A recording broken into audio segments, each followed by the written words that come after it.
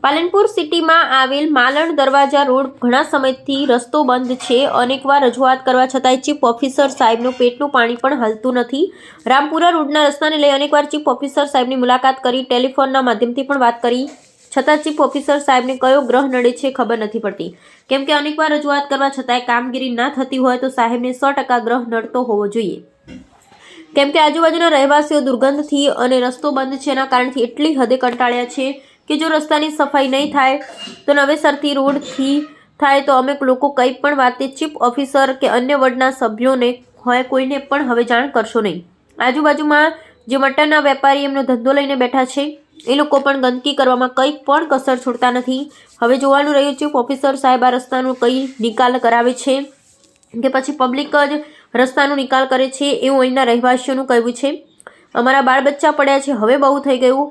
હવે અમે લોકો જાતે જ દુર્ગંધ ને રસ્તાનો નિકાલ કરશું. જ્યારે રસ્તો બંધ હશે તો કોઈ દુર્ગંધ નહીં થાય કે પછી કોઈ લોકો મરેલા જાનવર નાખવા પણ નહીં આવે, આવું અહીંના રહેવાસીઓનું કહેવું છે.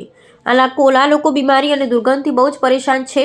જો કોઈ અધિકારીઓ ન સાંભળતા હોય તો પબ્લિક રોડ ઉપર આવે તો એ ભૂલ ઉચ્ચ ખુરશી ઉપર બેઠેલા અધિકારીઓની હોય છે. હવે જોવાનું રહ્યું કે અહીંના રહેવાસીઓ એક્શન લે છે કે પછી ચીફ ઓફિસર. નૈનાબેન પરમાર, પાલનપુર, બનાસકાંઠા. અહીંના રહેવાસીઓનું એવું કહેવું છે કે હવે ચીફ ઓફિસર સાહેબને જાણ નથી કરવી, ના વડના સભ્યને પણ જાણ કરવી નથી. હવે અમે જાતે માલણ દરવાજાવાળો રસ્તો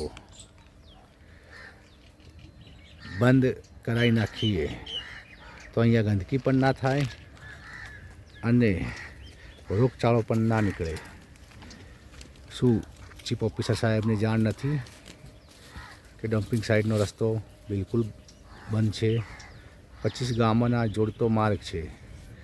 અનેકવાર રજૂઆત કરવા છતાંય જવાબ એક જ મળે છે, 4-5 દિવસમાં થઈ જશે. પણ છેલ્લા 4 મહિનાથી 4-5 દિવસ ચીફ ઓફિસર સાહેબના થતા નથી.